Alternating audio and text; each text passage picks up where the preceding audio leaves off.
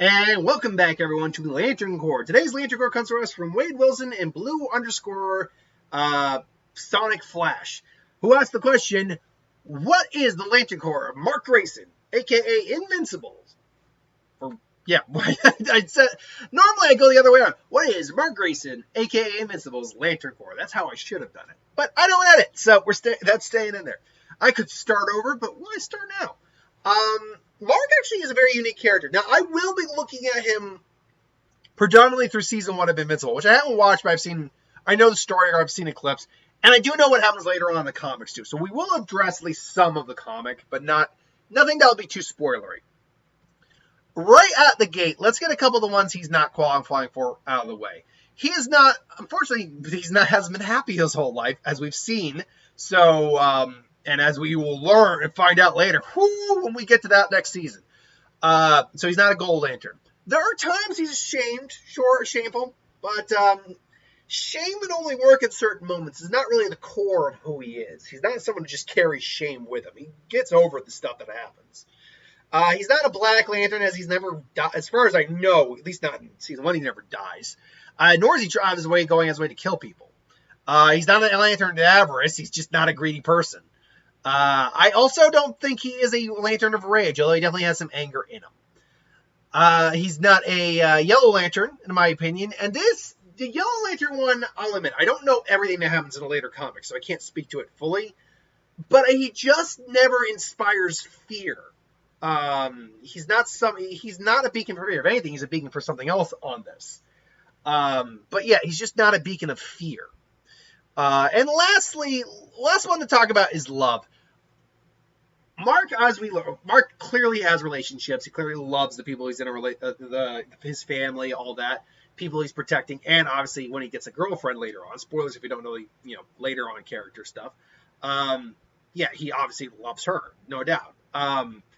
Is that his main motivation, though?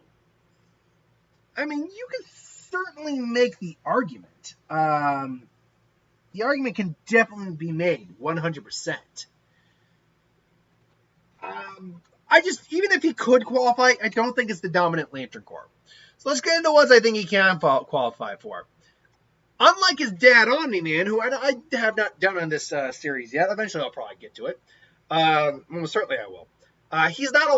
He's closer to a White Lantern than his dad is by a long shot. Now, every Viltrumite, if they weren't conquering a-holes, in theory, could be White Lanterns because of just how long they live. They live for thousands of years.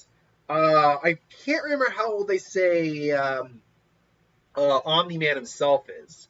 I think he's supposed to be at least 1,000 years or something like that old. And Mark even says, "What will you have in over 500 years, Mark?"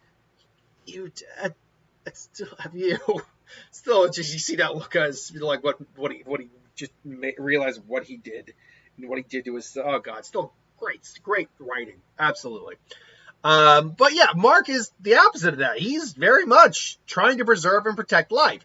Fails a lot, but that's a young hero's gonna do. He also succeeds, and as the time goes on, he succeeds more and more. He ends up, I'm not gonna say what happens, but he ends up nurturing life in many ways. So White could definitely work on that. No, 100%. Obviously, let's get an obvious one out of the way.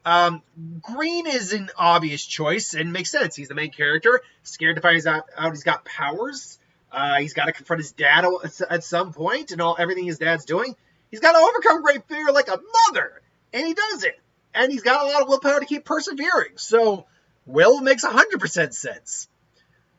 One that I think stands out is compassion. Now, compassion, it needs to be your dominant trait or you need to be devoid of it. Someone pointed out in one of my Lantern Corps videos very astutely that a good chunk of the Indigo Lanterns are made up of murderers and killers and stuff like that. Remorseless individuals who just did what they did and never looked back. The Indigo Ring is unique among the rings is because it's a parasitic ring. It robs you of your identity. You're like a collective at that point. You're not a hive mind, but you have no individuality. That's why it's like compassion. It's so you can relate to everyone. You have to kind of be a neutral ground. That's why the ring's ability is also to just emulate the abilities of the other rings. basically a lesser extent of what the White Lantern ring is capable of. Because the White Lantern ring is capable of accessing every power just of every ring just from the get.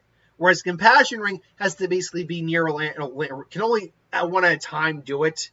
And has to, I believe, be near one of the rings to do so. But yeah, Mark is he's a compassionate individual. Like I said, unlike his dad, he cares a lot. He's trying to understand he keeps trying to understand his dad's point of view.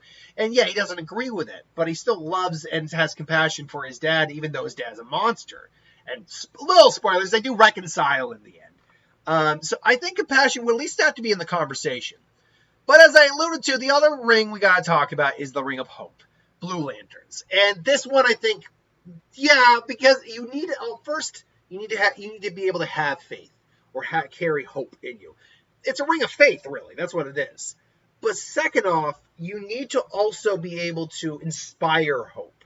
Captain America would be a prime example of a Blue Lantern. A Blue Lantern ring almost went for the Flash because even though he holds on hope, he also inspires a lot of faith because he's a great hero. He ended up outrunning the ring, but yeah. But yeah, so, and I think Mark is the same way because he's got such a younger, more vibrant, unique outlook on things. He very much stands out as someone who is a beacon of hope, especially as we go later on into the run. And if you know the comics, where he ends up, hope makes a lot of sense. So that begs the question then, what of these four, hope, compassion, will, and life, what is the most likely Lantern Corps he would belong to? This is a little difficult to pinpoint. I'll tell you right now, I think compassion, while possible, is the least likely. And that's just because I think the other three stand out a bit more. So get that out of the way. I will also say that despite the fact he does nurture life and want to protect life, he's not above killing it. Well, he didn't do anything in the series. In the comics, he's not below or above taking RSB. He's not above taking life. So I think that one's got to go too. So that leaves us with hope and will. And I think, at least for season 1, and we'll leave it there, I think green's got to be the answer for that. Later on, you might actually move him over to a Blue Lantern as the series progresses. But as it stands, I would say he's definitely... The Invincible we see in season 1 is definitely a Green Lantern. In fact, he'd probably be a textbook Green Lantern. But ultimately, that is just my opinion. I go green. I think hope is the good secondary option, followed by life and compassion, rounding up the... Technically, it's not the bronze. It's the copper. I mean, look, this gold, silver, the bronze medal. Honestly, let's be honest. Let's go up. Platinum medal, gold. He gets the bronze medal, compassion. Anyway, though, that's what I think Mark Grayson, a.k.a. Invincible's Lantern Corp would be. Let me know in the comments below if you feel different, and if you do, that's cool. We're all friends here. Until then, thanks for watching. Hope you enjoyed. Like, comment, share, subscribe. I'll see you folks for the next.